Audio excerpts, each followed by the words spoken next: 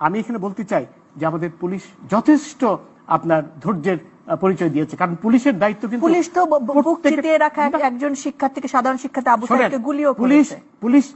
পুলিশের দায়িত্ব না, আমাকে বলতে দেন প্লিজ, ডোন্ট ইন্টারফেয়ার, আমাকে বলতে দেন। যারা এই ধরনের সহিংস আন্দোলনের নামে, অবশ্যই পুলিশের অধিকার আছে তাদেরকে গুলি করে মেরে ফেলা, অবশ্যই আছে।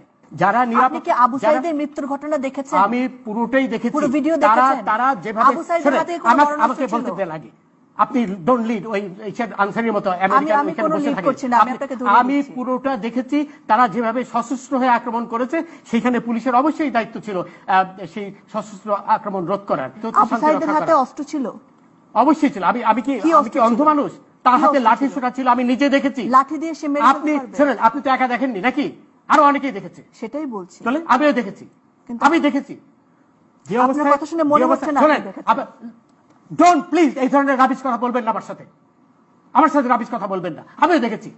উত্তেজিত হবে আপনি আমাকে উত্তেজিত করছেন। আপনি তো তাদেরই পক্ষের লোক বলে মনে হচ্ছে।